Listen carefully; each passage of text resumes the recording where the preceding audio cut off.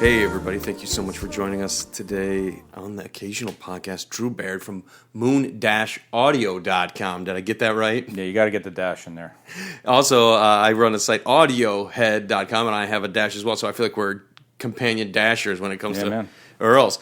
The reason I wanted to have Drew on is because I feel like of all of the guests that we kind of interview, you have a very unique perspective into hi-fi, into audio, because you run an online retailer and you have access, and not that we're going to ask sales figures, but you see how brands perform across a wide swath. And of course, you know, any dealer could also spin the same game, but you are an exclusively online retailer. And I feel like that creates kind of unique, modern, hi-fi experience when you can see how things are doing and what brands really perform and how people buzz about them and even keeping a close eye on how they change their products over time, how they react to customer feedback and this, that, and obviously your sales and other sales. So I think that's a really interesting kind of position for us to look through.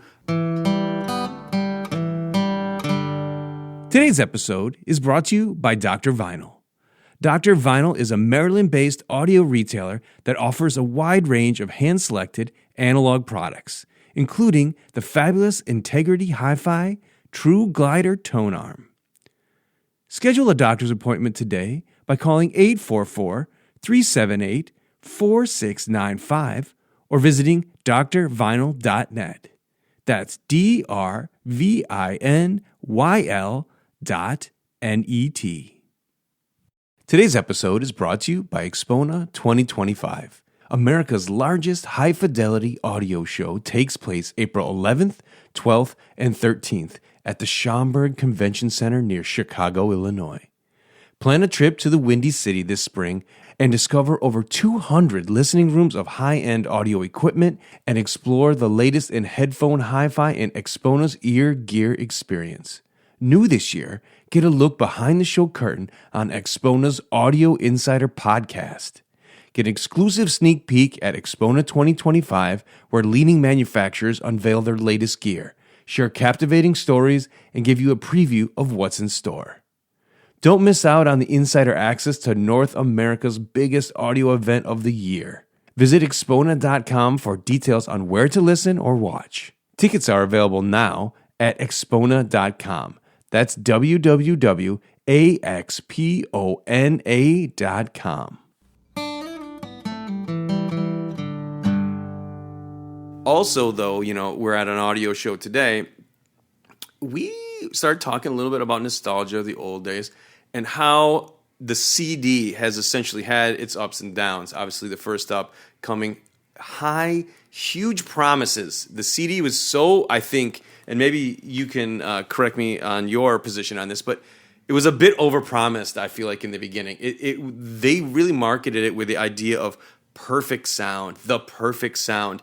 And from a lot of these interviews that I've done, it wasn't perfect. In the fault, maybe it wasn't in the medium itself, but rather the digital to audio converters, the DAC chips in the CD players just weren't up to snuff for the day. And then that kind of brings us to current day, because now the DAC chip has been evolving for 20, 30, 40 years, and we have CD players that, in theory, should be the best that have ever been. Of course, there are still some classics, and then there is room for transports, CD players that are just players that pass along a digital signal to an external DAC. From your perspective, Drew, what do you think the path of CD has been over the years, and how do we sit currently with the CD player? There's a lot in there. Boy, I could go off onto 20 different tangents about things to talk about there. So it's interesting, the CD at the beginning, I think more than anything else, not just the promise of better sound, but it was the ability to have so much more media in smaller spaces, right? Yeah. We were talking about the CD flip cases that we all had, where we either had the clamshell or the big books. You could store so much more media than you ever could with vinyl or cassettes. Cassettes could be, you had to have boxes and boxes to house all that stuff. And then it's crazy that, everybody wanted to downsize even further. Let's rip our CD collection once that became a thing in audiophilia. Let's rip all our CDs. Let's sell off our CDs. Let's throw them in storage or get rid of them, throw them out or whatever. And I saw this whole process more so like with my dad, who's been an audiophile since I was a kid, right? He had a massive CD collection, a massive vinyl collection. And as he aged, he started to slowly downsize. And so like a lot of this stuff I inherited. All the CDs came to me, right? Yeah. He kept all his vinyl for a while. All the CDs came to me. I ripped them all for him, put them on a server. And he absolutely loved the convenience of just sitting on a couch and scrolling through an iPad to pick music on the fly and not have to get up and change anything. It's so funny to hear how we have to get up and change a CD, whereas when you have to get up and change vinyl, there's so much more involved, right? You only get maybe 4 tracks on a side of vinyl. You got to clean it. As soon as you flip it, you get static from the mat that it's on. You got to destat it. The process was so involved. And then to hear that my father didn't want to get off a couch and change a CD is just, even more moronic, right? So now we're streaming and everything, right? So in the last, whatever it's been, we'll just say 10 years, first we saw a resurgence of vinyl, and more so not in young people, but in the audiophile community, coming back to vinyl because we all have such a short attention span for keeping ourselves satisfied, right? Everybody left vinyl, we went to CDs, we decided we were no longer satisfied with CDs, we went back to vinyl, and now we're seeing a resurgence of people want to own physical media. They just don't want to pay a subscription fee, a monthly subscription fee, to not have any tangible material, right? Because we're all materialistic, and they want to have something in their hand that they can look at, feel like it is their own, that nobody else can control. I can change the CD. I don't need to have some streaming service ramming down my throat 50 different songs that sound like the song I just listened to, right? So there's a really interesting, even more resurgence now into not just vinyl, but people are getting back into CDs. Right. People are getting back into cassette tapes. In fact, I just bought a couple of cassette tapes, and I had to buy a cassette player to play them on, right? In fact, I've been on a little kick of, people are buying vintage gear, and, if you don't have the ability to recap vintage gear and take care of this stuff, that you just paid a lot of money for because it's all going for ridiculous amounts of money, it's going to blow up the first time you use it if you don't change out these 40-year-old electrolytic capacitors, right? So I bought a tape player, one that I actually had in college, the same one. I bought the CD changer that I had in college and a tuner that I had in college. I haven't had a tuner in 30 years, right? Just for the nostalgia of getting back into some of these physical medias, even listening to FM again a little bit, right? Because again, we get we get bored so quickly in our lives, right? It's just ridiculous. We're never satisfied. It's always about how much we can consume in anything in life, right? So my kids are now getting into vinyl and cassettes. Like my one daughter has a bunch of cassettes that were given to her from like her grandmother, and she has nothing to play it on. There's a cool new company out of Europe, and I can't remember the name of it. I think it's like Real something, that's actually come out with a new Walkman cassette player that actually has Bluetooth too to play to Bluetooth headphones.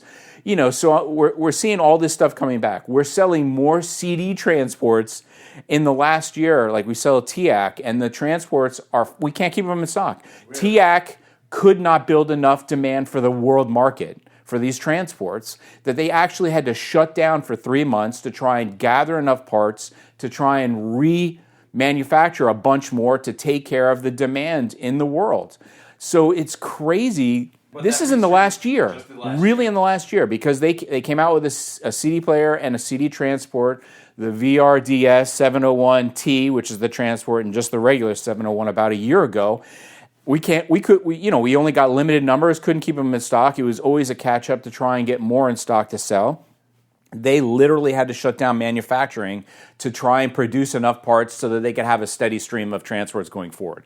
So it's crazy. And they've also come out with a couple of cassette decks. I haven't sold any of those because the numbers, sorry, TIAC, the flutter and wow factors it's and not stuff his fault, like TIAC. that. It's not his fault. I mean, they wanted to come back with, it's a dual cassette player. It's also got a USB output instead of an input. I wish they would have done a USB input so that you can copy music from your computer that you own, you've ripped, to a cassette tape.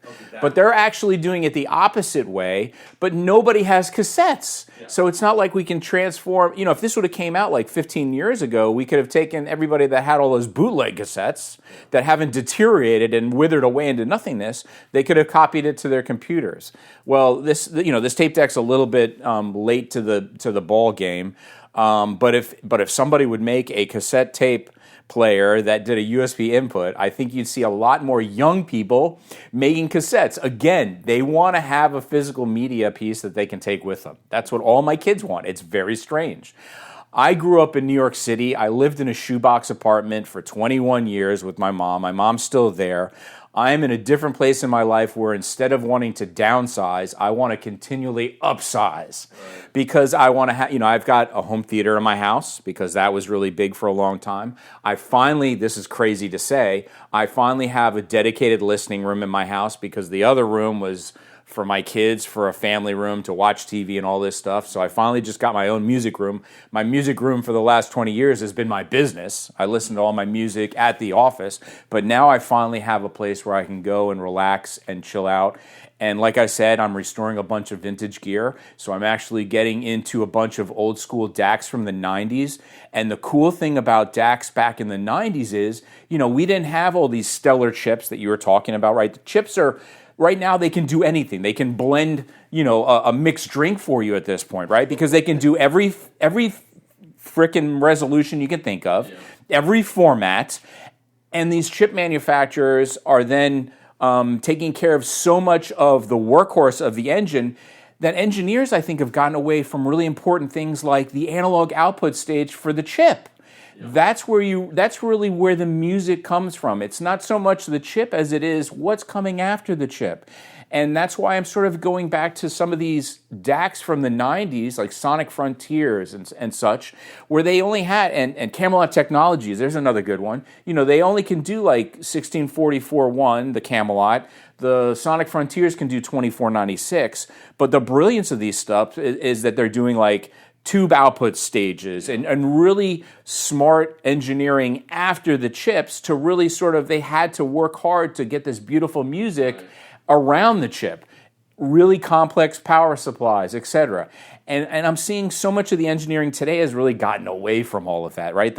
Everybody is relying so much on the chips and everybody's using the same chips.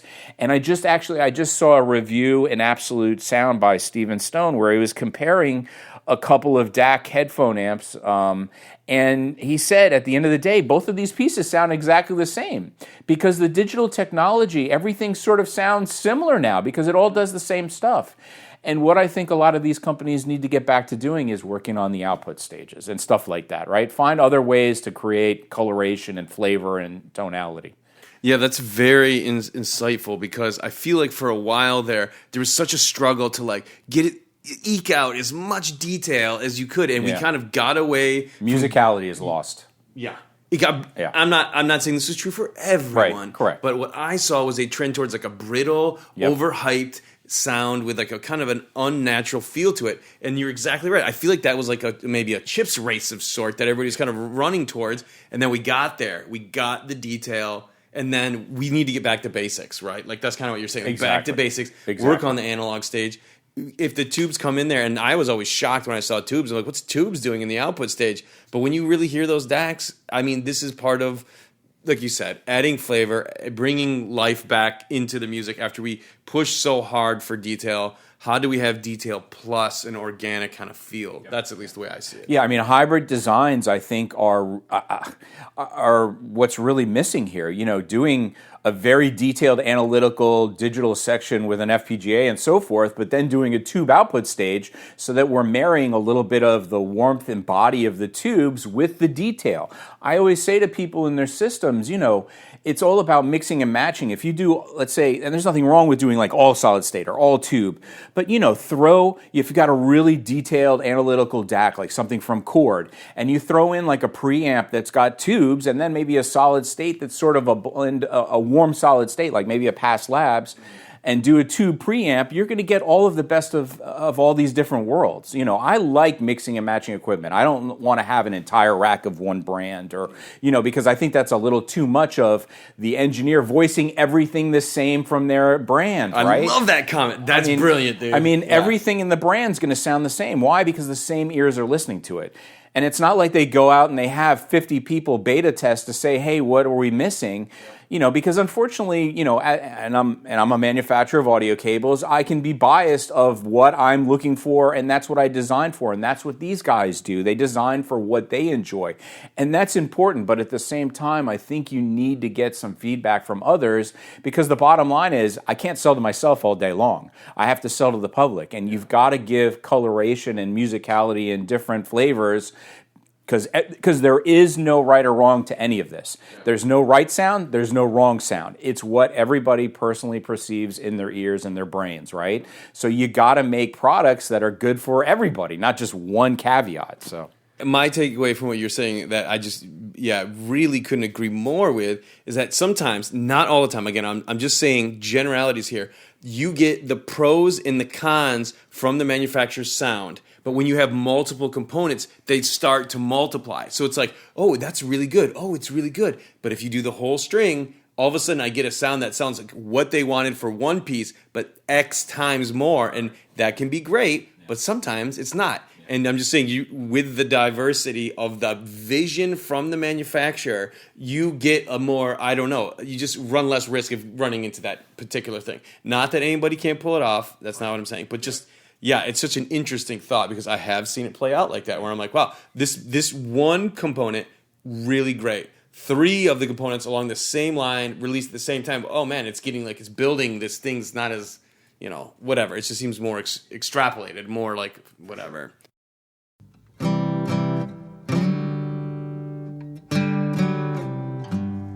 Today's episode is brought to you by Focal Name America, a North American distributor. With the collaboration of 2 industry icons, Focal, the French brand known for high-end audio for home, car, professional, and marine, and Name Audio, the iconic British hi-fi brand.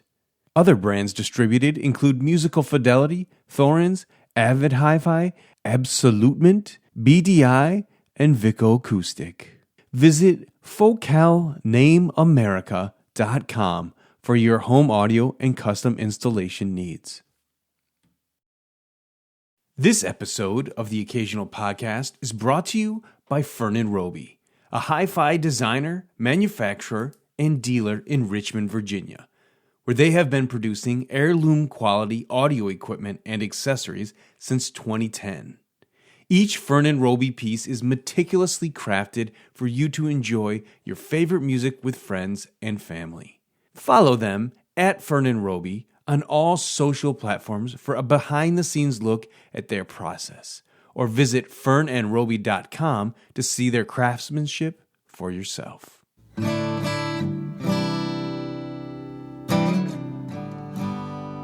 This is more of like a very specific type question, but I find it interesting. From your experience, do you like tubes more in the pre or more in the power amp? Preamp, definitely. Really? Yes. I mean, if you look at my YouTube channel, I did a retro video of all this stuff that I'm rebuilding and renovating from the 90s in my personal space. And you'll see a huge, massive push-pull 300B tube amp. Mm-hmm. So I do love tubes. Yeah. But I also love, again, having different pieces in there that have different flavors. Like you'll see a solid-state DAC and a solid-state transport going into either a solid-state preamp or a tube preamp, and then into this 300Bs, because 300Bs already give a lot of flavor. Yeah. So, I need a little solid state in there. But in the showroom, you'll see I'll have a lot more solid state amplifiers with some kind of tube preamp somewhere in there. I find that you can get a little more warmth and control of what you want to do with tubes in the preamp than you can with a power amp. You're a little more limited in what's going on with a power amp in terms of changing the tonality and flavor. I mean, like our Dragon Inspire headphone amp is a very simplistic design where 80% of the circuit path is the tube itself. There's no resistors, no capacitors. You've got a volume control, input transformers, output transformers, and the 6S and 7s. And by changing that 6S and 7 in that which we use not only as a headphone amp but a preamp, you can dramatically change the tonality of the system from that one piece. And it's easier to do in a preamp, I've found, in my experience. People can disagree with me. I mean, you can change the sound of a power amp, but I think you can do a lot more of changing the tonality with a preamp than you will with the power amp. Yeah, that's really... Using different tubes in the same power amp, I'm saying. Do you have a favorite tube? I love 300Bs, and I love 6S and 7s. The 6S and 7 is the workhorse tube of all pieces, in my opinion.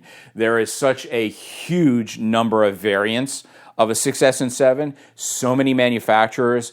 So you can really tube roll like crazy with that one tube. You know, some of these guys that are building tube amps that are using these tubes that you can't really buy that many options for, you either got to search like crazy on eBay or you got to buy them from the manufacturer. That takes away a little bit of the fun of tube rolling. The whole point of, in my opinion, for me, tube rolling is like 50% of the fun of a tube piece, regardless of what kind it is, because I can change the flavor. So if the designer designed it to his ears and you don't typically like the tube that's in there that he wanted, you can change that tube and change the tonality of that piece, right? So I want a piece that has lots of tube variant options out in the world that you can buy.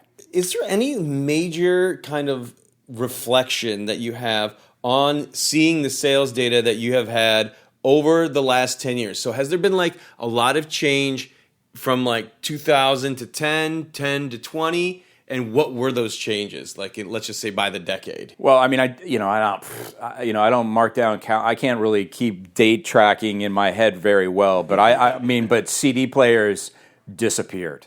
I mean, just from 100 miles an hour to zero as soon as servers started coming out, right? I think Orander was one of the first brands that really hit the market rolling with a lot of servers and whatnot. And as soon as, and of course, before that, all of us were using our Windows machines or Mac machines to rip all of our CDs and using USB DACs. But as soon as servers started coming out, audiophile grade servers, CDs dead. No more sales. You know, we kept selling a Bryston CD player for many years just to have one CD player to sell to those people that just had to have a CD player, right? But I mean, talk about a 100% jump off a cliff. I've never seen any other product disappear like that. Interesting. I mean, and now, like I said, in the last year, people want CD players again. It's crazy. And you'll see a lot of these high-end companies now are coming out with uber expensive CD players because people want to have it again. So, yeah, I mean, that's probably one of the most dramatic losses in the audiophile community. I think the CD player just disappeared. We never really had to sort of worry about tape decks and 8-track and all that stuff. And something else that's making a huge comeback is reel-to-reel. You know, the biggest problem with reel-to-reel is that tapes are so expensive. To buy one album is like $500. Yeah. Are you kidding me? But now I've owned two Revox B77s. One back that was my dad's in the 80s. I used it through college. I used to DJ. I'd make these crazy mixtapes for the fraternity that we played for 6 hours. I sold it after college with my Techniques turntables. I was a DJ to pay off college debt, and I always regretted getting rid of that Revox. And so like 15 years later, I found one in Germany, shipped it to the U.S., renovated the heck out of it, and I've been using it ever since. And now Revox just came out with a brand new reel-to-reel B77 MK3. Mine's the MK2. It's not cheap, but here is the importance behind it. Mastering studios are now working really hard to come out with reel-to-reels less expensive. Are they going to be $50? No, there's no way you can do it for that. But there's Reel-to-Reel Heaven in New York City who's going to be coming out with his entire catalog where you're going to see some cool things, and hopefully I don't get in trouble for saying this, but he's talking about the Lumineers having a reel-to-reel that's going to be in the 200s. So that's half the price of some of these other reels that are tapes that are being sold for $500. I mean, who can afford one album for $500? Only the elite. But again, people want to own media, and we're getting back into all these pieces. You know, it'll be crazy if somebody comes out with an 8-track again. I don't think it's going to happen, but I mean, there's this nostalgia thing. Everybody wants to go back to what we used to have. So anyway. I do think you're 100% correct that owning the media is the point, and the vehicle are all these different ones. So hopefully we see a proliferation of all types of growth and the reel-to-reel is a great point because believe it or not, I've been doing this for a long time, and I just like this quarter started getting reel-to-reel press releases. Yeah. So it's coming out on vinyl, but we're also doing reel-to-reel. Yeah. But you're 100% correct in that the reel-to-reel is $500, and I'm like, what? Who can afford that? That's Who can insane afford that? for one album. Bananas. And if the guy who's probably buying on reel-to-reel, I guarantee you he already owns it on at least one other format, maybe a couple of times. But here's one thing we forget about the reel-to-reel. There is a record method there, right? You can record your own music. And a reel-to-reel, you can record 6 hours of music.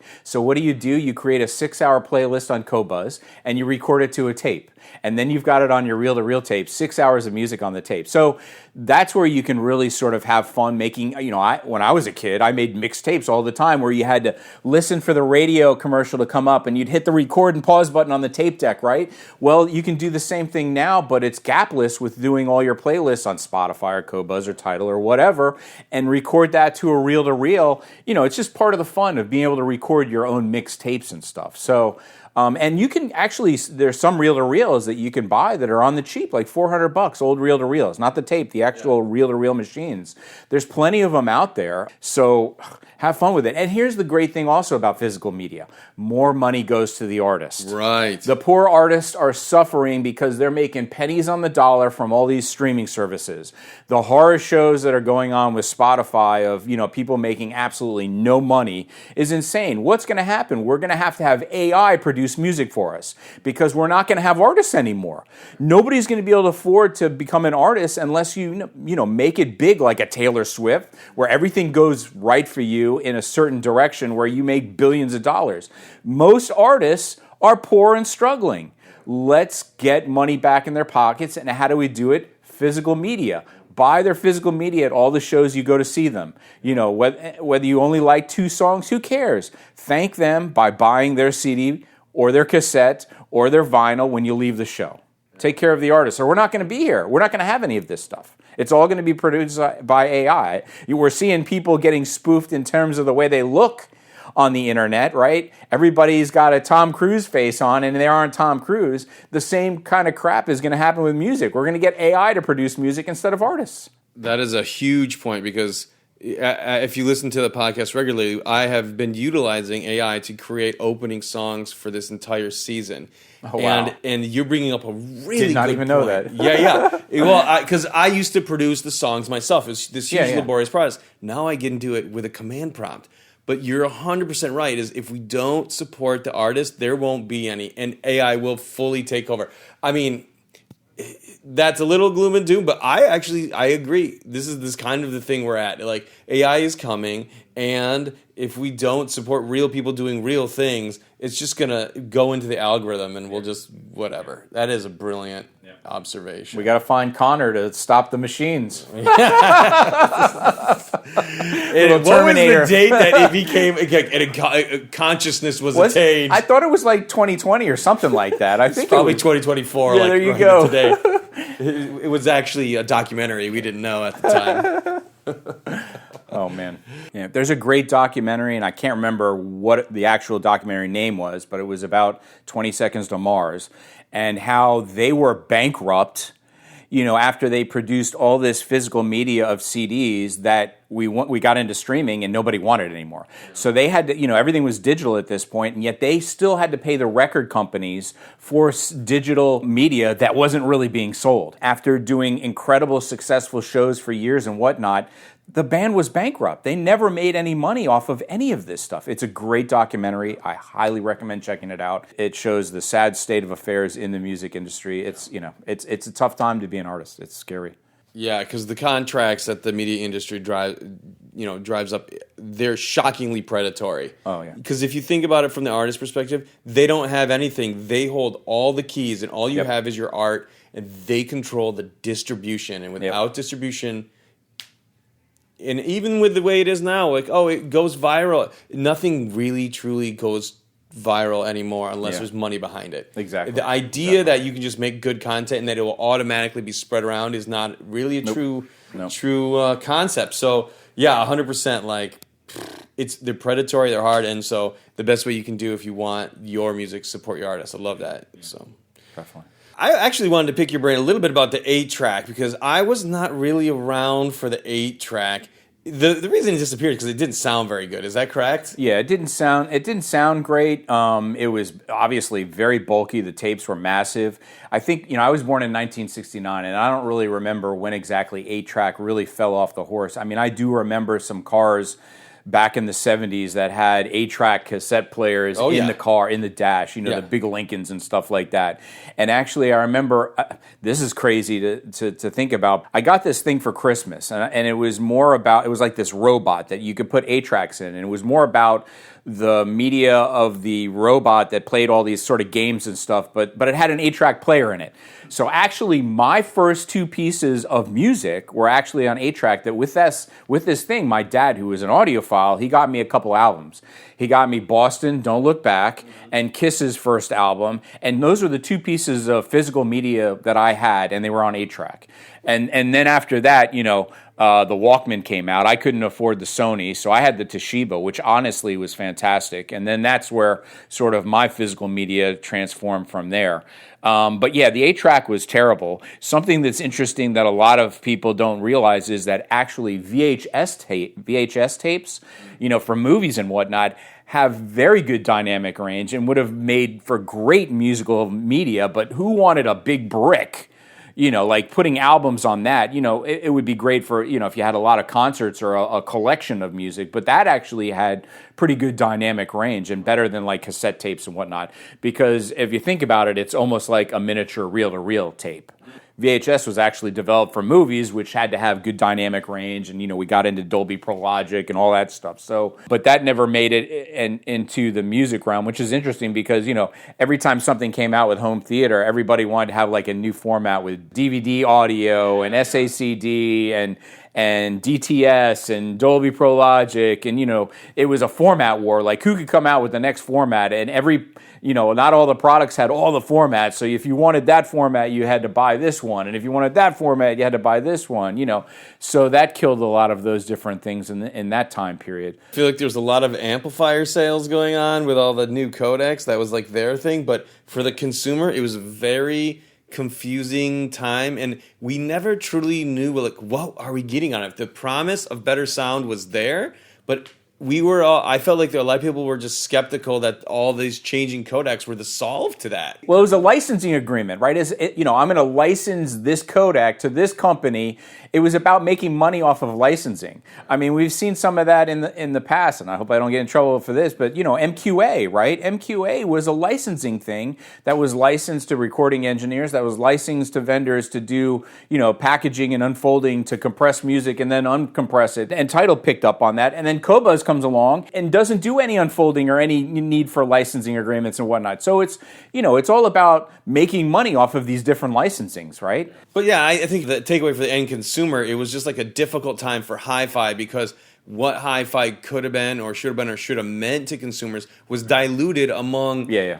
So many different formats. And then when multi-channel came, I think in the back of people's minds, they thought more speakers must be better. I do want better sound, but how do I get it? Because what I constantly talk about with people who aren't audiophiles is what the education around being an audiophile. What is it that we're actually doing here? Yeah. And how that got extremely confused with surround sound, because that was the era I was born. I always wanted to hear things better, but you setting up a surround sound system with music was just a nightmare. None of it ever sounded really cohesive, and there was a supreme lack of imaging and sound staging that was DSP to whatever. Yeah, it was like Stadium, setting it on Stadium, everything's just sort of all over the place, right? Exactly right. That was the worst setting ever created, Stadium. Yes. Right? Because, we all went to stadiums to watch concerts. We thought it sounded great. Well, that's because we were all drinking beers and whatnot. We didn't so much care about the sound of the music as it was about having this massive band on stage and lots of beers in our hands, right? So let's put a stadium function on our home theater processor and everybody's going to use it. I used it once and never used it again. So that is 100% what I'm talking about. The stadium setting, it was chock full of reverb. No one in their right mind would ever pick that and stick on it. It was just... maybe for watching an NFL football game, maybe. Just if you wanted to feel like you're in a stadium and hearing the announcers, reverberate all over your room. But yeah, that was the worst useless function DSP correction ever. So And then, with home theater, I mean, at some point we're going to get to not just, it was a 5.1, 7.1. It's going to be like a 100.1 system soon. How many speakers is too many or too little or whatever? It's just ridiculous. Yeah, and again, it's like how much more is more always better. And I know that we think like it isn't, but we know it could be. And then, but if we're really smart, we know that less is always better. There's these kind of like, inverse relationships that we hope are the gold nugget of advice that we receive. But I do think like it got really, the setup became too much. Like I think we heard good sound in the movie theaters. Oh, without a doubt. And not all theaters, but at least some. I'm like, this is the exposure to the hi-fi that most people have is phenomenal sound at the theater. And you just wanted that in your home, and we got caught up in consumerism where it just like too many products and the setup part became too cumbersome. Yeah, too complicated. That's great. Yeah, and then I always talk about there was this tiny little glimpse of like recordable digital media with the mini disc. Which I thought was a great little product. Yeah. And actually, the sound quality of mini discs were actually fantastic, but it never really took off. I don't know. I guess it wasn't the right time, in my opinion, I think. It didn't take off. But I think the format was perfect because they were so much smaller, especially for listening in cars. There were a lot of Nakamichi and Sony players that came out that did mini disc in the car, and it meant so much less media that you had to stuff into the car, next to the car seat, one of those clamshells or whatnot. It was a good format, but just there were too many formats at the time. Yeah. There were too many different things going on. If it would have come at a different period, I think it would have done better. But because you could record to CD at the same time, it sort of killed the mini disc. Yeah. And for me, at least, it was shoehorned right around where digital started coming. Like, hey, you can get... there were these really chunky players in the early days, at the end days of mini disc, a few years into that, where they're like, you can get a whole album on one little thing. And then it was like, oh, this is like 32... It was like megs. It was measured in megs back then. Oh, this is 32 megs. You can get 2 albums on this. That was the crawl. Very quickly, it was 64 megs. Oh, and then there was like an SD thing, and it just got to the point where it was good because it came from the studio and it had a little better, and you could record to it, and it was amazing for like 1 or 2 years of my life. Yeah. And then we entered what I like to call the complete downfall of high quality digital recordings, where we went from having a pretty damn good sound with a good playback from the CD and the mini disc to like this Napster driven thing where we were reduced to like 8 bits or whatever less. The quality went to shambles. Yeah, MP3s, good God. And you'd be at parties and they put it on and I'd be like, I can't hear anything through this. It's like I hear the music, but it sounds like a crackly cymbal over everything. Yeah, it was harsh and obnoxious, and it barely sounded good in cars. I mean, it was just, and the unfortunate thing was an entire generation grew up on MP3s and didn't know any better. Years ago, I was talking to Ray Kimber about this and how they were going to do this tour bus where they went to, and I don't know if they really ever did it, but they were going to go to college campuses because he was really big into recording at the time. And they wanted to sort of reintroduce to the younger generation what high resolution sounded like and why you didn't want to do compressed audio anymore because it sounds awful. And then we come out with all these iPhones, and then you talk to these kids, how do you listen to your music?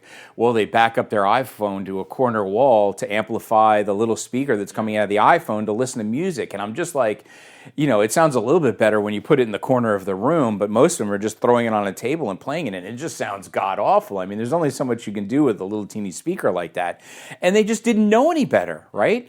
And so then we were trying to push them into getting at least good quality headphones to go with their iPhones. And, there's always a constant education process in all of this. I mean, I think that's the common theme at every show for the last 40 years. It's all about educating younger people, right? We're always talking about educating younger people and why it takes so long for people to become audiophiles or to realize that they're audiophiles. A lot of people don't realize they're audiophiles because an audiophile doesn't stereotypically mean you have to have a high-end system.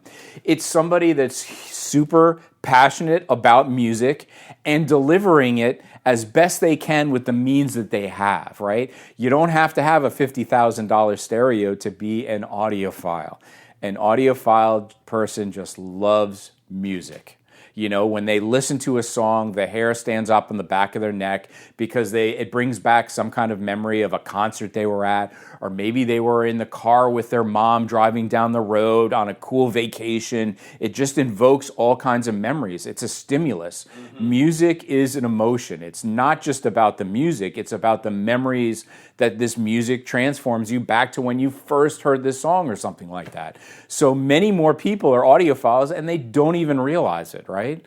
I can go into so many tangents on all of this stuff. I mean, this could be like a 20-hour documentary. I mean, yeah, good stuff. I think the double down crime of that Napster era was that the 2 points you just made was that it created nostalgia for poor sound.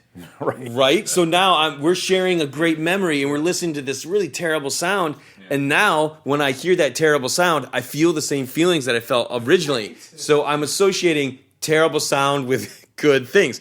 And that was what I think made it harder for a while for us to break away into better sound. Yeah. Is because really good emotions were associated, whatever, high school, college, with the sound. And then that nostalgia drives that for how long? A generation. I mean, we don't know. You said you might not know if you're an audiophile, but you might also not know that you're like a anti-audiophile because of the way you kind of have a good vibe around really crispy, high-end digital. And you can still find it, unfortunately, today. Sirius Radio XM. I'll hear that crap on the radio. I'm sorry, I don't mean to be crass. If you love that sound and it makes you feel good, I don't even stand in the way of it. But for me, it's an injustice for this very reason. Yeah. I don't understand why satellite radio sounds so poor. I mean, I just don't get it because we're beaming digital transmissions down from the sky. I mean, it doesn't cost. There's no the satellites are already up there. There's not a huge equipment charge. Why can't they beam better? I mean, FM sounds better than satellite radio. Oh yeah. I mean, satellite radio in the car is horrific. I mean, all of my cars have satellite radio built into it. Not a single one of them have a subscription to it because it is so piss poor. The only thing that sounds good on satellite radio is like EDM because it's all synthesized, right? It's just boots and cats, boots and cats, boots and cats, boots and cats, you know. But you can't listen to anything else on it that has any kind of dynamics because it sounds worse than MP3s. I mean, it's awful. And it's too bad, really, because the curation on there is pretty good. Yeah, great curation. You have all these artists that are doing their own radio stations and curating music that they're passionate about. I'd love to listen to what they're passionate about, but it sounds so awful, I can't even do it. This is 100%. I want to like it. I want it to be the thing, but why? Well, I know the answer. I don't. If you listen to the podcast, I actually worked in advertising for years. I met with the XM Radio CEO at the time, and I said this. I put it. Any other questions at the end of the Q&A? He's selling us advertising. I raise my hand and I go, "Why does it sound so terrible? Can we fix that? I'm telling you, it's terrible. It needs to be better." And he just goes straight up. We polled our people, and our research shows no one cares. Oh, they're so crazy. They just don't get it. But you're 100% right in that there's no excuse anymore. Yeah. You may have had a bandwidth, whatever. We can't. You can. Yeah. The technology is there. Make it happen. And then I guess in a way, this is my stake in the ground where I feel like this is an injustice still. Yeah. People listening to that, they don't know. It's not good. We can do better. Yeah. I mean, there's more satellites in the sky than there are people on the ground, I think, at this point. So there's no excuse why they can't beam down some better sound. It goes right back to the artist. How can we infuse money back to the artist? I mean, we're paying millions and millions of dollars in all these subscription fees to all these different formats and all these different streaming services. Why can't we get some money back in these people's pockets? I just don't get it. So it's true. I mean, in the way the subscription model has taken over, more for less. I mean, the promise of unlimited, but when it comes down to it, I don't know cost per usage if it's even working out for me. I mean, it's because you have to pay it every month, or really what it is non-usage. You subscribe to 2 and you stop using 1, or you start whatever, and that I don't want to get rid of it. And then I don't know if you've had this, but for me, I'm like looking at, man, I have a lot of subs. I don't even know if I use them all. It's like 10, whatever.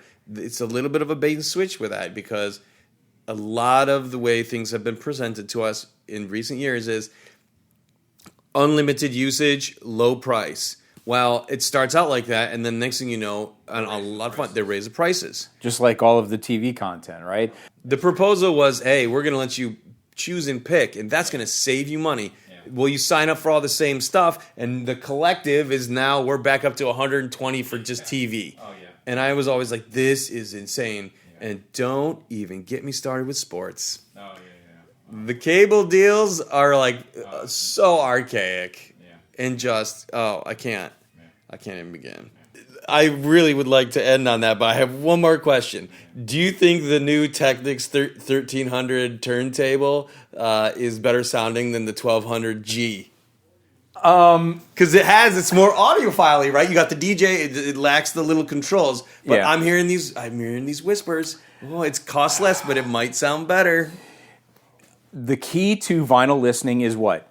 Dampening. It's all about vibrations. The heavier, the stiffer, all that stuff plays such a huge part because what's the needle doing? It's picking up vibrations from a record.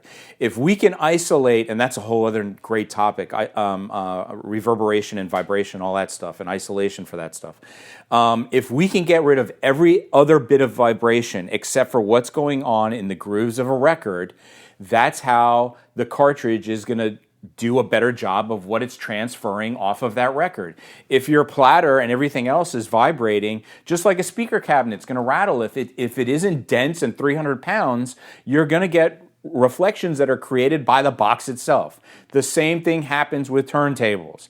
So this one, while less money, less features, is a little more armor plated. It's about the same weight, but they've changed what they're doing in terms of dampening on this device. Here's a crazy thing. This one is actually firmware upgradable. Why they did this is just so they can change what's going on with the motor. The motor is controlled by computer, so that you can if they find a better way to quiet the motor and change what it's doing somehow. I don't know the technology of what they're doing with the direct drive, but they actually made it firmware upgradable to change settings on the drive itself, which is crazy on a turntable, right? Yeah. But we're splitting hairs here between the two turntables because ultimately it comes down to the cartridge at the end of the day. The tone arm is a different material, so you're going to get different resonance going on in the tone arm between the two, the $4,200 one and don't get me started on the nomenclature of their models because it's so confusing. Oh my God. I mean, the 4299 has a silver and black, and they're two different numbers. Yeah. Don't ask me what the numbers are. Yeah. Why couldn't we do a 1300, a 1400, a 1500, a 1600? It would make it so much easier and not do a different number for the colors. It's so confusing. So I go by the prices. Yeah. So when comparing the 4299 to the $3,000, the 1300, thank God it's a different number. Yeah. The differences are subtle, but you're saving money. Put the extra money into the cartridge. Because the cartridge, at the end of the day, is the most important part. Because it's transferring vibrations to a signal, to a phono preamp, to amplify it, and so on. They're all important. Everything in the music chain is important. But now you've saved $1,000 that you can spend on a more expensive cartridge for the 1300. So I'm not saying don't buy the expensive one. If you want all those extra bells and whistles that it has, and it is a different tone arm, so it definitely has a little slightly different flavor, but it's so small. We're splitting hairs at that point. So, the diehard's going to get the more expensive one, but I'm finding we're selling a lot more of the 1300s than we are. Oh, you are? Oh, yeah. Everybody's really excited about it. Yeah, we've had more demos on that turntable at our suite at home than any of the other turntables. So it's a hot product right now, the 1300. So I actually have the 1200G at my house right now, and I'm looking at it, and I just, from an aesthetic standpoint, I just don't really like that slider. It seems like, I know why audiophiles don't need it. Yeah, it's retro. It's what Technics is, going back to the 80s known for. But to the audiophile, it's useless unless you're going to be mixing with a mixer and you're changing the speeds of the records because the reason for those dots is to sync up the two turntables together to do clean mixes. Take it from a DJ. I know it inside and out, right? I love that aspect of those turntables. But for the audiophile, it's useless. There's no reason for it. So you're saving some of the money by not having to pay for all those extra features that the 1300 doesn't need. And you don't have to have the throttle to change the speed of the motor in the 1300. So that's got to change something that's going on with the motor too. So, Techniques will get mad at me for talking about some of this, but looks cool in black, dude. It looks cool in black. Yeah, I love the black. Yeah, the black is sexy, very sexy, and the gold platter. Yeah, the gold. I didn't even really realize Yeah. until I took there's like it's a rubber It's mat bronze, that it comes, but it's gold color, and it's really cool. And you take this rubber thing comes off, and I'm like, I had no idea. I mean, I'd seen the product shots, but you take it off, you're like, oh man, this thing is gorgeous. It's a heavy platter. It's a great it's very turntable. heavy. It's a great turntable. Oh, it's heavy. Yeah, it's like you gotta be careful flinging it around. Drew, man, thank you so much for coming on the show. I appreciate your detailed and insightful responses to every question. I mean, yeah, my pleasure. All right. Yeah.